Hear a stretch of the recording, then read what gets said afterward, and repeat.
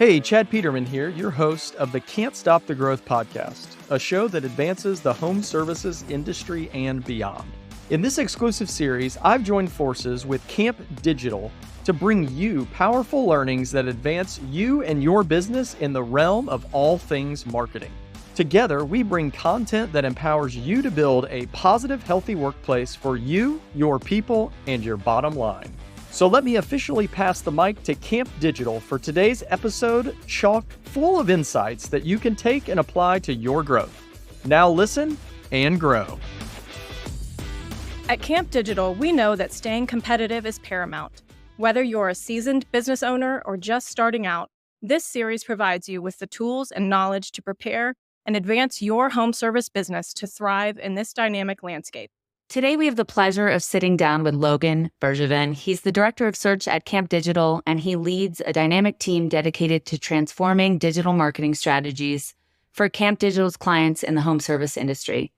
Today, we sat down and had a great conversation about all things search.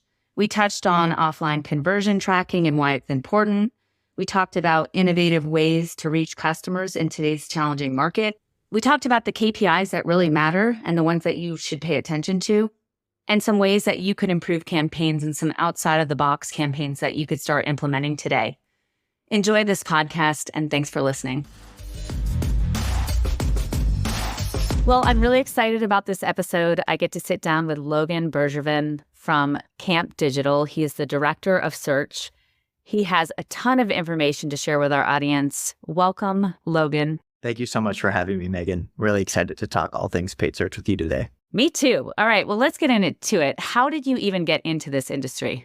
Yeah, great question. So my background in, data really started in college. I was working with a technology called ground penetrating radar, and I was doing research on identifying mass burial Holocaust sites in Lithuania. And what I really found was data always tells a story. And so I had finished college and moved into a different career, and happenstance found me in a Target with a former colleague at Camp Digital, as well as a childhood friend. And she was like, are you looking for a career change? I think you'd be a really good fit for this job. And I said, yeah, I'm ready to make a move. And here we are, 3 years later. I've just fallen in love with digital marketing and the story that it tells. For those of you that don't know, Camp specializes in home services. So today, we're really going to dive deep into some of the ways that our customers and anyone that is marketing in home services can target audiences. So the first thing that I really want to dive into is paid search. Google right now, when someone's looking for AC repair, when they're looking for a new installation, they go right to Google. And there's only a few spots to come up there right now. So Logan, can you first tell our audience, where are the most important ways to show up on the search engine results page? Yeah, absolutely. So when we're talking about the search engine results page, generally, if you're doing a really high intent search, such as plumber near me or AC repair, the very first thing that's going to pop is going to be your LSA ads. These are the two boxes at the top with the Google Guaranteed badge. And then generally below that, we have our search campaigns, paid campaigns from Google Ads. And then below that is generally the map pack, which can include a sponsored ad. And then finally, we have the organic section. And so Google's product and the way that its SERPs have been laid out is constantly evolving. But one of the biggest trends that we've seen is more and more of Google's products are being put into the SERP, leaving less room for organics and more room for either their map pack product, paid ads, and then, of course, LSA at the very top. Yeah, so right now, and there's very few spots to really show up in those paid areas and also with LSAs. So can you talk to our audience about some tips for optimizing those pay-per-click campaigns? Let's first start with, the customer that doesn't have a huge budget right now, but they have a large service area. So what are some tips that you might give them? One of the very first things that I recommend whenever you're trying to optimize your search campaigns, whether that be for HVAC, electrical, plumbing, is first understand the customer journey and what you're trying to target. In general, demand calls in the home services have a transaction window from a consumer finding out that they have a problem to actually making a contact with the business of about 20 to 40 minutes. And so it's a really, really short window. And in that time period, you're dealing with your customers who are going through a lot of anxiety, right? If I wake up without hot water, for one, I'm going to be a really crabby person. But two, I need to get this figured out. I need to get it figured out fast, right? Or if you come home from a long day of work and your home is 90 degrees, right? You're worried about your family. You need somebody to come out immediately. And so you have to start asking your questions, but also phrasing your ad copy about what does the consumer care about, right? And what's going to separate you out from the other competition? What are your unique selling points? I love that. Can you dive more into that? 100%. So whether your unique selling points are, are you fully licensed and insured? Do you offer warranties on the products that you sell? Can you provide a time value, such as, same day arrival for some of your services?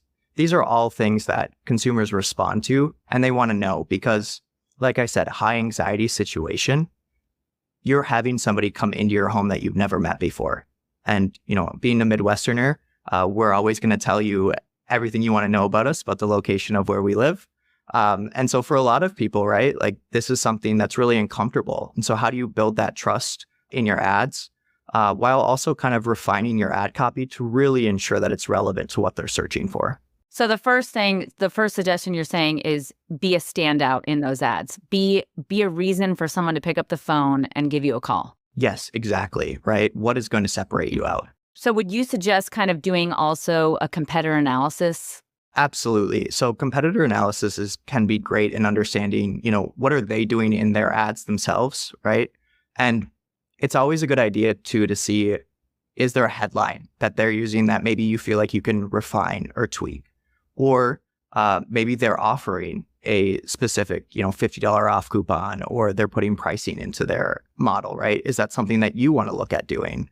These are all things that with a competitor analysis, you're going to be able to identify not only who's playing in the market, but also what they're doing in it. Yeah, that makes sense. What about, when you don't have a huge budget, you really want to show up. What are some of the recommendations you might make or changes in your targeting where you could still get a good amount of exposure, but you're not spending like the full budget reaching your maximized service area? So one of the things that I recommend right off the bat is not having too broad of a location targeting.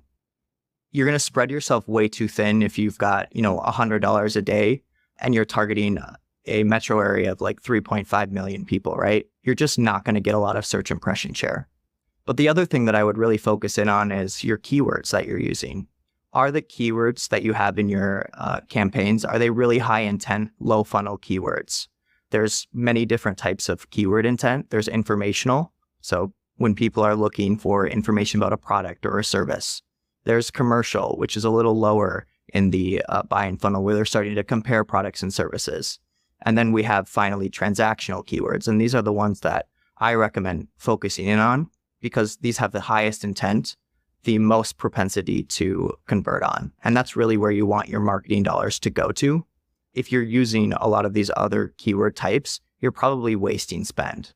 Can you give an example of that? Can you give an example of a transactional keyword? Sure. Plumber repair near me. The person is clearly showing that they are looking for a specific service. And not only that, but it's a localized search, right? Versus an informational would be, how much does a new 50-gallon water heater cost, right? They're starting the journey or they're starting to move through the marketing funnel, but they're really not at the point where we're probably ready to capture them. What are your opinions on utilizing day parting for customers that don't have a huge budget? You should always focus, for one, on what are your hours? Like, can you take calls anyways? If you're running ads 24/7, but yet you can only take calls from 8 a.m. to 4 p.m., you're wasting a lot of spend. And you're also probably not doing a great job of providing trust to that customer who could have used you, right? Because if they call you 5 p.m. after they get off of work and you don't pick up the phone, they're probably not going to ever choose to use you again, right? And so not only can day parting save you money by being efficient and ensuring that you're capturing the most demand at times that you can take it, but also it just helps with your overall trustworthiness and brand reputation. I love that. Can you talk a little bit about particularly optimizing campaigns based on capacity? Can you talk through that a little bit on what Camp does? So Camp has a really unique product. It's called C Pro, and it's directly integrated with our clients' call boards. And why that's so important is if you've got 20 plumbing jobs booked over the next 3 days, right? And you cannot take any more plumbing calls, right? They're all filled with demands. They're all water heater repairs or water heater installs because all of our plumbing clients love them. We know that we should not be spending heavily in paid search. And so what we do is we actually adjust the offer of the ad to be less competitive, less aggressive, but we also reduce your daily spends. In addition, we can, do things with location targeting, get more specific to areas. And so it's such a fantastic product that aligns with what our customers need for that day to keep their techs busy. Because at the end of the day, if your techs are just sitting around, one, you're losing money, but two, it causes the tech to also look for other jobs or places where they're going to have a full call board. They're going to have opportunities. And we know how difficult it can be to hire for the home services industry. So a way to really get the types of jobs that you need at that given time to fill your call board. Yes. Very cool. Let's talk about LSAs real quick. I know this has been a huge topic lately. People are super frustrated. Seems like a lot of people were coming up really well in the past, and now they're not. Can you offer any insight to that? LSA is a fantastic product that everybody wants to use, right? It's the only marketing platform where you can actually get your money back if, it's out of your service area or it's not a service that you provide. One of the things that we've seen with LSA over the years is that, you used to have 3 spots to fire on the desktop, and now we're down to 2. And so one of the recommendations that we have here at Camp Digital is, are you checking all of the service boxes that you can provide? Are you using zip codes or counties in your location targeting to provide more signals to Google about the areas that you serve? Are you ensuring that the reviews that come in are being placed on GBP versus LSA because you double dip then? You get a review for GBP, which then applies to your LSA. Are you maximizing budgeting dollars in LSA, right? If your daily spend is too low, or if LSA is spending it all in a day, maybe that's an area for you to increase your budgets to capture more leads that are generally the highest quality. Let's get into some things that I think, a lot of our audience has spent a lot of money on pay-per-click and LSAs, and those are normal terms in our industry. But I think there's a whole other area of targeting that a lot of people are not taking advantage of in our space in search. And this comes to like display and PMAX ads and unique audience targeting that we can utilize. Can you first explain to our customers what a PMAX campaign is, PerformanceMAX? PerformanceMAX campaigns are Google's broadest campaign type that they have, which just means that it's utilizing all of Google's marketing channels, aka YouTube, the partner websites that they have, which is millions of websites across the internet are partnered with Google to show ads, as well as search campaigns, just general search ads. And so PerformanceMAX is really what I consider an omni-channel marketing campaign. And the easiest way to describe, a display, demand gen, or higher funnel ad type is if you've ever been in market for a new couch or a new car, and then all of a sudden, every single website you visit has an ad from Wayfair or your local Toyota dealership, right? And that's because you've been identified as being in market. And so those are those higher funnel campaigns. You're not actually doing a search in Google in that moment, but you've shown intent or interest in the product or service. I think everyone can relate to that here. So how would an HVAC company right now, it's summer, installs might be down, repair might be up, they're getting a lot of repair calls, not a ton of install. How would somebody utilize a campaign like that to possibly get in front of more people searching for AC replacement? Right off the bat, what I recommend is that you utilize people who are in a longer transaction buying window. And what I mean by that is for demand calls, I had mentioned it's about 20 to 40 minutes before, they pick up the phone and make a call when they realize they don't have hot water or AC. But when somebody then realizes that that repair turns into an install, we see that transaction window become longer.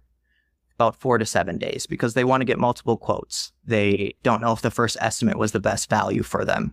And so what we can do is we can use those higher funnel campaigns to target more broadly people who are interested in HVAC installs, water heater installs. And that's because we have a longer time frame to hit them with ads across all of the Google products that we can serve on, which generally then when they do decide to purchase, right, you're top of mind, or they've decided to get another second opinion from you. It's really another shot at the bat, but the transaction window is long enough that targeting becomes much more effective. And we can use something called affinity segments or in-market audiences, which is simply Google has identified a subset of consumers who have done searches for these specific keywords, which would be called search query remarketing, or they've identified that they've been interested in a new HVAC system, and we can use all of Google's data to really target those consumers. That is super cool. And the cost per impression is pretty low on that, isn't it? It's extremely cheap. Yes, absolutely. Higher funnel or high impression campaigns are generally a lot cheaper to run. And I would also just like to add, sometimes those higher funnel campaigns are also great at brand awareness. You know, repeatedly showing somebody your name across the internet is going to increase their propensity to purchase from you when it comes time for them to, you know, have a repair of their water heater or get their AC tuned up for the season. That's really cool. So let's say we have a customer and he's on a CRM of, let's say, ServiceTitan. And in ServiceTitan, he's identified customers he hasn't done business with in over a year, and he wants to interact with them. So basically, they could take that list, right, of customers that haven't done business with ABC Plumbing in a year and hand it to a company like Camp. And what would you suggest if they say, like, I really want to get in front of these customers. I want to put an offer. I want to let them know that, you know, we'd love to earn their business again. How might you target a list like that? So I was actually talking to a client maybe a month or two ago, kind of as we were entering into shoulder season or, you know, kind of in the middle of it. And I was asking them, like, what kind of traditional marketing are they doing? Or are they doing any email marketing? And the reason why I posed that question to them is if you're doing email marketing and you have a huge customer match list and maybe you're doing a AC tune-up special or you're offering a new vertical for your business, we can take that customer match list that you're using in that email marketing campaign or just the data that you have throughout your time as being a home services business, and we can create really custom ad copy aligned with whatever special you're running, whatever information you want to show to that consumer base to get them to take action during that time, also drum up business when times are slower, but also can be used to target people who maybe you did repair their AC system 2 years ago, and you now want to target them with a membership campaign because you just rolled that out last year. It's a really powerful tool that we can utilize. Is there a minimum amount of customers that you need to have on that list in order for it to be effective? So about 2 weeks ago, I was at Google Marketing Live. And before that, the minimum customer list that was needed was 1,000 people. Google's actually decreasing that number down to 100. I would still recommend that you give us the most robust, or your marketing partner, the most robust list that you have. You can also segment it out by the type of job that you service them for. We can do targeting based off of different verticals. But in general, I would say the more data is generally better for Google. Its algorithm likes data and can consume a lot of it.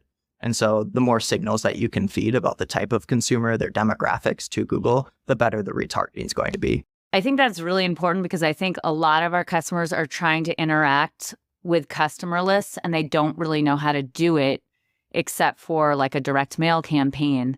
And so this is a really cost-effective way with high frequency to reach your customer base or a list of customers that you haven't interacted with in a while. So I really appreciate that. I want to get into offline conversion integration. And first, I would like you to kind of explain what that is, and then we'll get into some of the key things that you might be able to pull out of it. Does that make sense? So tell us exactly what that term means. So offline conversion integration is a really fun word. You'll hear it called OCI for short. But really what offline conversion integration is at its most basic is providing us insight into parts of the marketing funnel that the home services industry has not had access to before. And what I mean by that, in general, it is really easy to see a click on an ad. It's really easy to see a website visit or someone engaging with that site. And in many cases, it's easy to see the phone call that comes through.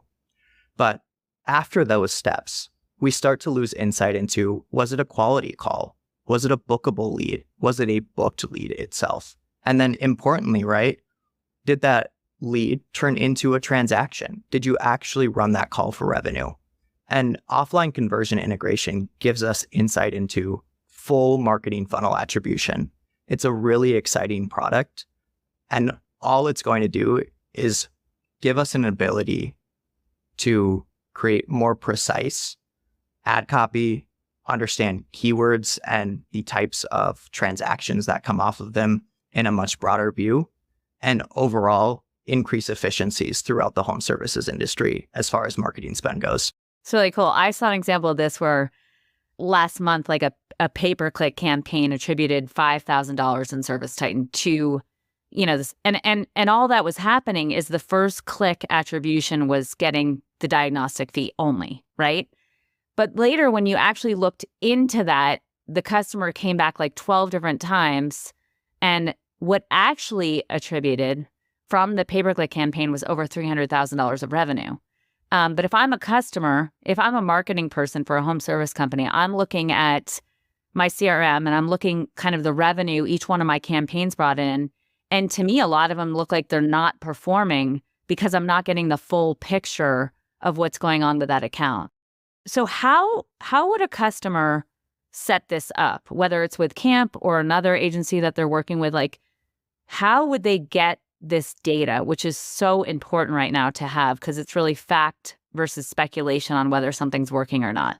It's a great question. And quite honestly, I don't know if I can answer it. And the reason for that is there are so many ways that you could technically do OCI, whether that be going through your CRM and integrating with Google Ads, whether that be pulling the data out and manually auditing through it and going through the customer journey step by step, and then importing your spreadsheet into Google Ads.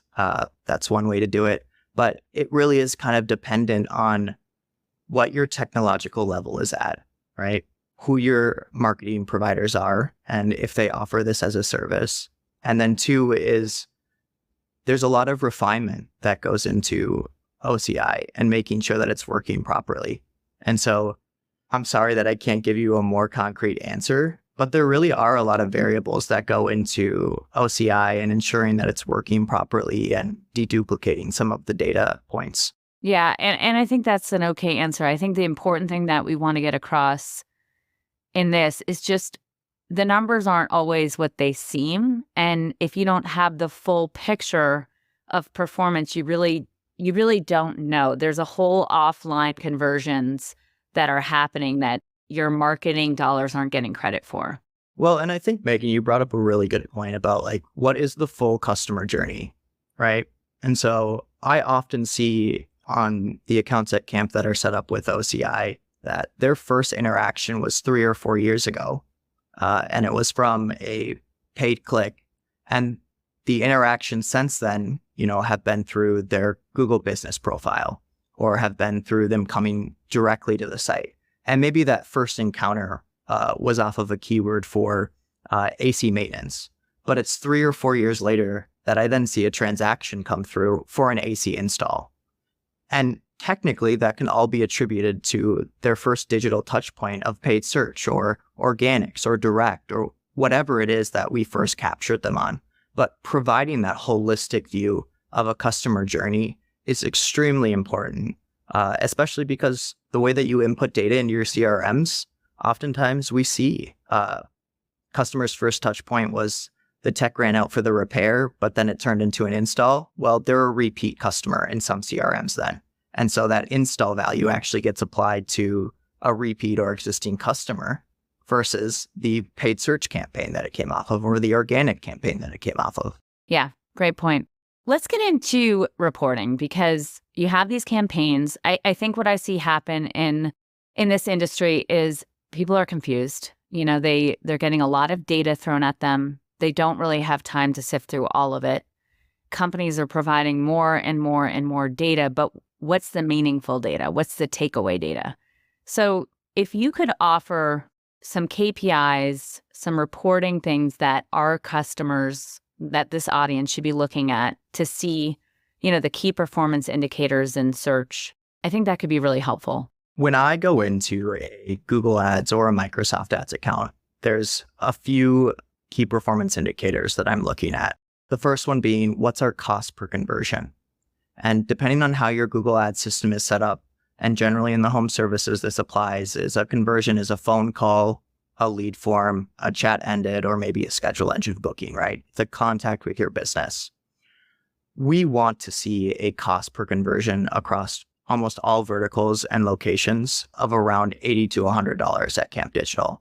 So it's costing us to acquire an AC repair contact or an AC install lead $80 to $100. That's one of the very first things that I look at is what are we paying per conversion? The other one that I want to see is click-through rates, right? Click-through rates tell me a lot about the performance of an account.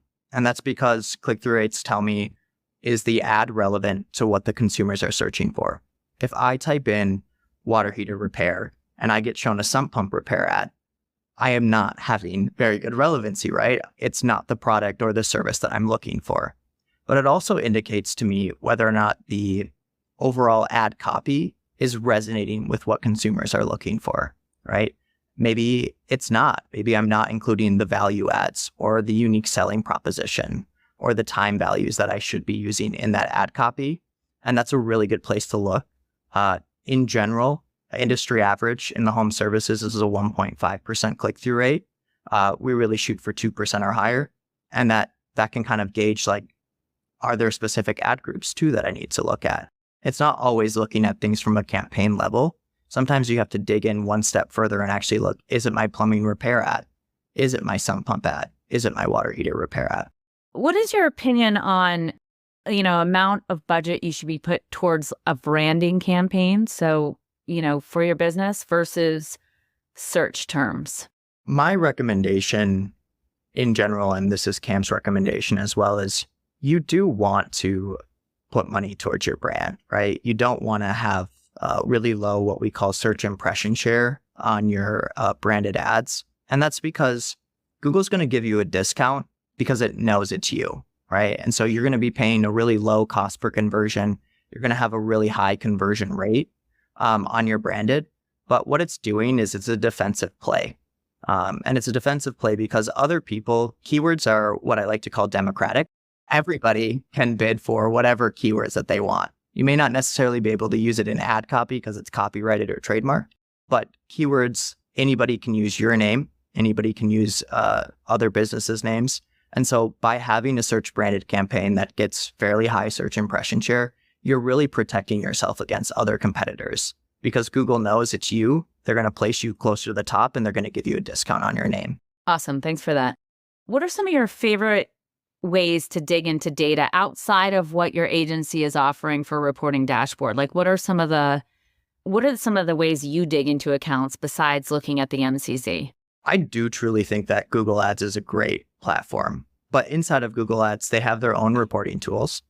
The beauty of Google Ads is that it's a very visual data set because there's a graph, right? And a lot of people can easily change their metrics. But outside of Google Ads, I use ChatGPT to help me understand data points to look at long-term trends. It's really important whenever you're using an AI product to ensure that your prompt is concise, that you're feeding it any relevant information about, did you make any changes here? Or did you notice any market condition changes over this time period? Because for one, you're providing it examples of things that may have changed, but you're also having it sift through enormous amounts of data points to identify, we clearly see a positive or a negative shift here. And that really allows me to hone in on, what happened in that time period and how can I adjust for it. Another great tool is SEMrush. SEMrush allows for competitor analysis at a really granular level and can be really useful. That's great. And what about like the Search Console? So Google Search Console is generally going to be used for when you're looking at organics.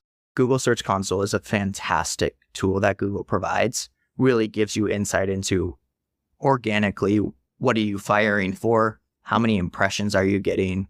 What's your click-through rate, right? Dealing with your meta titles and your meta descriptions oftentimes. But Google Search Console really is only used for the organic side of search. I know you've attended a lot of conferences lately, Logan. You have a ton of information running through your head. What can you share based on future trends and insights that home service companies should be on the lookout for? There has never been a more exciting time to be in digital marketing than right now. If you could see Logan's face right now, guys, you would know. He's excited. I think that when we look at the future of digital marketing, one of the things that I like to talk about is you're never competing against AI, but you are competing against marketers that are using AI. In addition to that, though, you're increasingly seeing that consumers are wanting more content and personalized assets. And so what we see is that tailoring ad copy, really making it branded, honing in on the new changes to broad match intent signals are all key indicators that the overall market is moving towards a much more tailored, personalized, and also longer tail query period. Consumer searches are getting much longer, and that's because they're using more of how they would speak semantically in the way that they write out their queries. Logan just used a lot of big words. So give me an example of that, Logan. Like use that in like an actual search you would do for a home service company. So if we went back 2 years, in general, we would see just a lot of like plumber repair. And then, 6 months, a year later, we started seeing plumber repair near me. And now we're starting to see plumber repair companies near Minneapolis, Minnesota, or plumber repair companies near Minneapolis that are open 24/7. And so people, the way that they're searching is changing, right? And we always need to be on the lookout for how are consumers interacting with their search engines? What are they responding to? And also, what is Google pushing us towards? Google has to walk a really fine line of providing results to marketing companies while also making a lot of money. And so it's a really interesting time to be part of marketing. That was a great answer. And I think just think of yourself, how you're changing the way you search, for companies and reviews. You might be even asking like, show me a company that has a 4.8 rating or above, right? Really great information. What else would you like to share with the home service industry while I have you on here, Logan? I think that one of the key takeaways to remember from anything about this podcast is one, small optimizations to your ads accounts, whether that be grooming through keywords, adding in negative search terms, changing your location targeting, testing out different headlines and descriptions with your ads are all part of the experimental process. And in digital marketing, if you're not experimenting, you're failing. And some of those experiments that you do are going to be failures, but that's just the first step. And so you should always be looking at new ways to make yourself the company that consumers want to choose. What are your unique selling propositions? But in that same vein, work on building your brand. When you do searches, oftentimes you're going to see Home Depot, Lowe's, Yelp show up, right? And the reason why Google consistently surfaces those brands is because they have built trust. They've built awareness with consumers. And if you're a local business, how can you go out and build trust and awareness throughout your community so that when the time comes for that person to get home service repairs or an install, you're the one that they choose? I love it. Well, thank you so much for being on this podcast. The information was fantastic and some really great takeaways. Yeah, thank you so much for having me. Before we let you go, we want to tell you about an exciting event, Home Service Spark Series webinar taking place Tuesday, September 17th at 10 a.m. Central Time. Katie Donovan, the CEO of Camp Digital, will be talking about the challenges and opportunities of marketing through an election year. This is a live webinar that you don't want to miss. To sign up, you can go to campdigital.com/webinar, or you can look at the show notes and the link below will take you there as well. We can't wait to see you there. Thanks for tuning in. If you'd like to get connected, you can find me at chadmpeterman.com. To see what our team's up to, you can visit petermanbros.com. As always, keep growing out there.